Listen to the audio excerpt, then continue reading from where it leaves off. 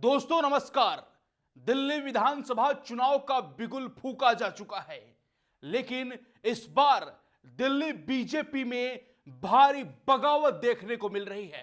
जी हां, बीते दिनों बीजेपी ने उम्मीदवारों की दूसरी लिस्ट जारी की, जिसमें से 29 उम्मीदवारों का नाम सामने आया। लेकिन जैसे ही उम्मीदवारों की दूसरी लिस्ट जारी हुई, बीजेपी नेताओं में भारी भगदड़ देखने को मिला और बीजेपी नेता एक करके एक लगातार बगावत करने लगे। आखिर बीजेपी नेता दिल्ली में बगावती सुर क्यों अपना रहे हैं, इस वीडियो में हम सिलसिलेवार तरीके से समझेंगे। और जिस तरीके से दिल्ली में झुग्गियों पर राजनीति हो रही है, जिस तरीके से अरविंद केजरीवाल फायर मोड में है, आक्रामक मोड में है, और जिस तरीके से अरविंद केजरीवाल सीधा केंद्र पर हमला कर रहे हैं, इसके पीछे क्या रणनीति है, हम सिलसिलेवार तरीके से समझेंगे। आज इस मुद्दे पर खास बातचीत के लिए हमारे प्रधान संपादक सुनील राउत जी हैं। सर, बीजेपी ने दूसरी लिस्ट जारी कर दी, 29 उम्मीदवारों का घोषणा किया गया, लेकिन बीजेपी के नेताओं में बगावती सुर है, लगातार नेता बागी हो रहे हैं। क्या कारण है? नहीं, देखिए, पहली लिस्ट अभी तो दूसरी लिस्ट आने के बाद लोग खुलकर बोलने लगे हैं जी। ये जो बगावत है बीजेपी के अंदर, ये पहली लिस्ट के बाद ही शुरू हो गई थी। क्योंकि जो पहली सूची आई थी भारतीय जनता पार्टी की, आप उसमें देखिए, उसके बाद हमने कई भारतीय जनता पार्टी के नेताओं से बात की, दिल्ली के नेता, लेकिन दबी जुबान में, अब कोई तो अब फ्रंट नहीं बोलना चाहता, लेकिन दबी जुबान में भारतीय जनता पार्टी के नेता ये कहते हुए पाए गए थे कि ये लिस्ट आने के बाद भारतीय जनता पार्टी की दिल्ली में हार तय है। उन्होंने कहा कि देखिए, बोले जितनी सीटें जो टिकट बांटी गई है, इसमें तो ज्यादातर बाहरी लोग हैं। बाहरी in the sense Amarinder Singh Lovely Congress से आए हुए, अशोक गहलोत आम आदमी पार्टी से आए हुए, बोले बाहर से आए हुए नेताओं को आप टिकट दे, कैलाश गहलोत, हाँ कैलाश गहलोत, माफ करिएगा। तो आपके पार्टी में जो डंडा दरी उठाने वाला जो कार्यकर्ता है, उसको तो आपने अनदेखा कर दिया। जो बेचारा लगा था 10 15 20 साल से कि मेरे को टिकट मिलेगा, अब एक आयातित दूसरे दल से नेता आया, उसको आपने टिकट दे दी, तो उसकी तो आकांक्षा मर गई ना। तो ये जो आपसी खींचतान है जो महाराष्ट्र में हमने देखने को मिली विपक्षी दलों में, जी, कि भैया एक सीट पर 4-4 उम्मीदवार दावेदार हो गए, तो उन्होंने आपस में नूरा कुश्ती करके आपस में हरवा दिया। दिल्ली में वही होने वाला है।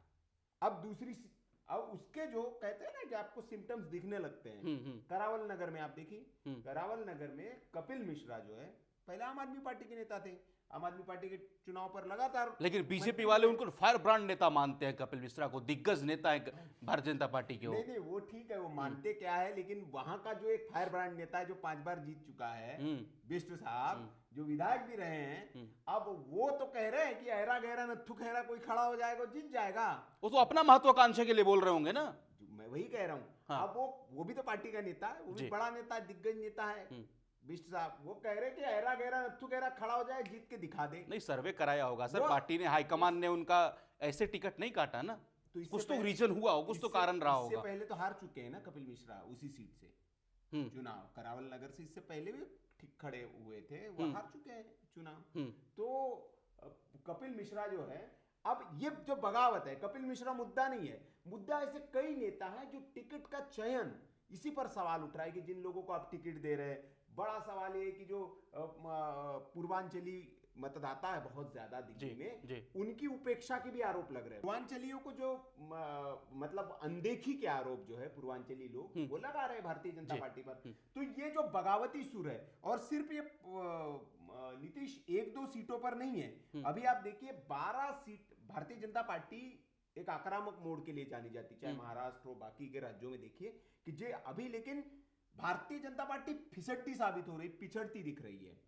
आम आदमी पार्टी ने सारे उम्मीदवार अपने उतार दिए, कांग्रेस ने लगभग सबकी घोषणा कर दी है। भारतीय जनता पार्टी अभी तक अपने 12 उम्मीदवार, अभी भी 58 सिर्फ उम्मीदवार घोषित किए, 12 उम्मीदवारों को उन्होंने घोषणा नहीं की है। क्यों नहीं की है? इसके पीछे भी बड़ी वजह यही है कि इन जो 12 सीटें हैं, इन 12 सीटों पर जो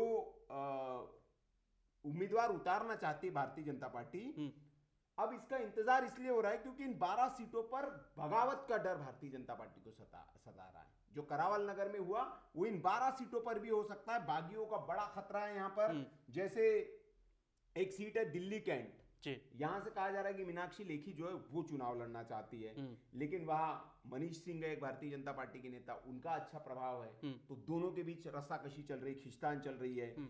अब करावल नगर का एक उदाहरण देख ही लीजिए, मोहन सिंह बिष्ट वहां फूफा जी बन गए, नाराज फूफा जी, अब उनको कैसे नहीं, सूत्रों के हवाले से खबर है कि मोहन सिंह बिष्ट को हाईकमान ने मना लिया है, शायद उनको अलग सीट जब शिफ्ट मना कर ले दिया, तब तो मुस्तफाबाद शायद उनको शिफ्ट कर दिया जाएगा। आज की तारीख की खबर हम बता रहे हैं, उन्होंने कहा कि 17 तारीख को मैं नामांकन भर लूंगा, निर्दलीय चुनाव लड़ूंगा। उनसे पूछा कांग्रेस जाएंगे आप? बोले कांग्रेस नहीं जा रहा हूं, बोले इस क्षेत्र की जनता मुझे जानती है, मैं निर्दलीय चुनाव लड़ूंगा। उन्होंने कहा 17 से पहले मैं फॉर्म भर लूंगा, ये उन्होंने ऐलान कर दिया। अब हाँ, बातचीत हो गई हो कुछ, वो तो बात की बात है, जब तक वो नहीं कर लेते, लेकिन अभी ताजा की खबर तो यही है कि वो नाराज चल रहे हैं। अब उसके अलावा जो है बीजेपी ने इस बार के चुनाव में उन लोगों को भी टिकट दिया है जिन्हें पिछले चुनाव में हार का सामना करना पड़ा था।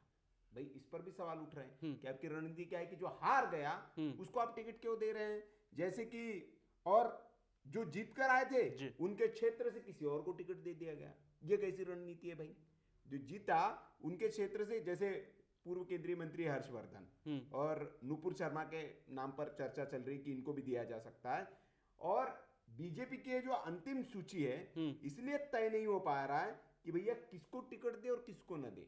बहुत कहते हैं ना, एक अनार 100 बीमार, वो वाली स्थिति बीजेपी के सामने। मतलब इतने दावेदार है तो अच्छी बात है ना, बीजेपी में इतने नेता हो गए हैं सर कि मतलब वो तय नहीं कर पा रहे बीजेपी वाले भैया किसको रखे किसको ना रखे, उनके पास दावेदारी की संख्या ज्यादा हो गई है। नहीं, ये अच्छी बात तो है, लेकिन ये बुरी बात तब हो जाती है जब एक नेता को टिकट मिलता है और बाकी के हराने में लग जाते हैं जिताने के बजाय, तो ये पार्टी के लिए संकट की स्थिति हो जाती है। सबकी महत्वाकांक्षा है भाई, चुनाव तो 5 साल में एक ही बार आता है ना, तो 5 साल में जब एक बार आता है तो एक बार ही टिकट मिलता है। तो हर कोई चाहता है कि यार हम चुनाव लड़े, और 5 साल लग के मेहनत करता है, वो इसी उम्मीद आकांक्षा में मेहनत करता है कि टिकट उसको मिलेगा, और जब टिकट नहीं मिलता है तो फिर उसका आक्रोश जो होता है वो फिर निकलता है, और आक्रोश फिर वो अंदर खाने, वो बगावती सुर लगाकर वो अपनी ही पार्टी के लिए खिलाफ काम करता है। महाराष्ट्र में उद्धव ठाकरे की पार्टी के नेताओं ने या कांग्रेस के नेताओं ने जो महायुति उनकी महागठबंधन एमवीए जो बना था,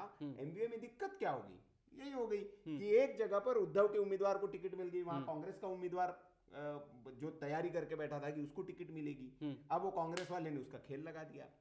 जहां कांग्रेस थी, उसका उदाहरण सोलापुर देखिए आप, उद्धव ठाकरे के पार्टी के उम्मीदवार को ऐन वक्त चुनाव के दिन सोलापुर से प्रणिति शिंदे ने समर्थन खींच लिया और वो बीजेपी वालों को समर्थन दे दिया। बिल्कुल, कल ट्विटर पर बहुत सारे ऐसे बीजेपी के भी सपोर्टर थे, लगातार लिख रहे थे कि जो लिस्ट आई है इससे बीजेपी की बुरी गति हो सकती है, बुरी हार हो सकती है, ऐसे बीजेपी सपोर्टर लिख रहे थे।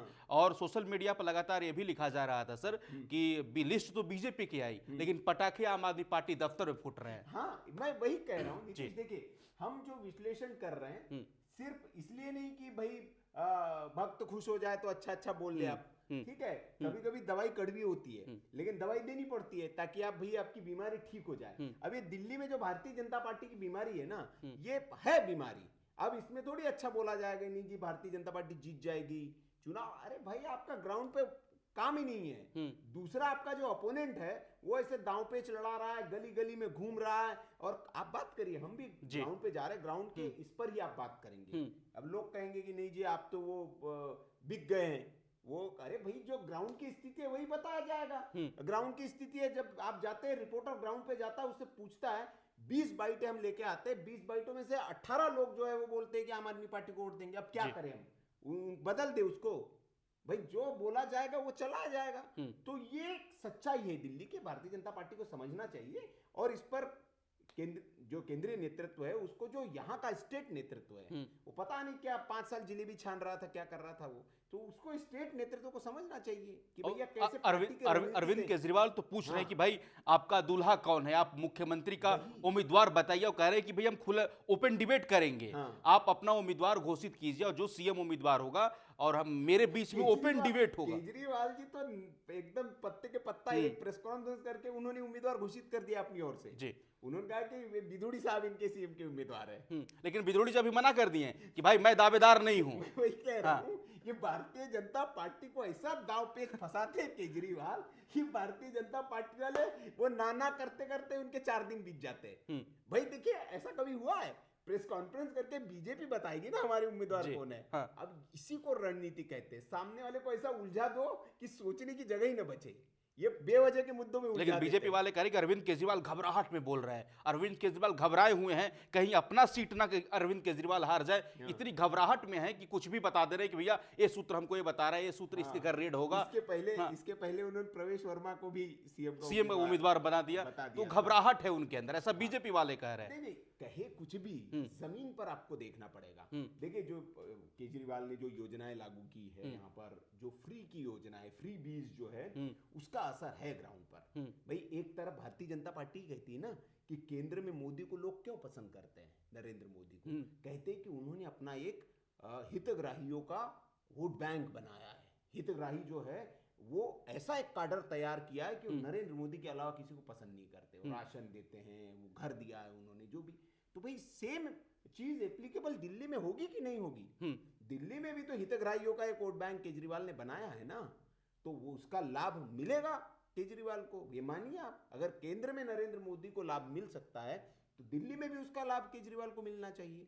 तो जिस रेवड़ी कल्चर का विरोध सर बीजेपी कर रही थी, अब तो रेवड़ियां बांटी जा रही है हर पार्टी के तरफ से। अब बताया जा रहा है कि मेरा रेवड़ी जो टेस्टी ज्यादा है उसका वाला ज्यादा फीका है, बड़ा ज्यादा है। टेस्टी तो ही बड़ा भी ज्यादा है, रेवड़ी जो है साइज बड़ा है। अब ये बता रहे लोग। हाँ, जैसे उसमें अब ये कहा जा रहा है कि जैसे इन्होंने 2100 का ऐलान किया, कांग्रेस ने बड़ी रेवड़ी ली 2500 प्यारी दीदी। अब ये खबर है कि बीजेपी वाला 3000 का ला रहा है, उससे बड़ा वाला रेवड़ी।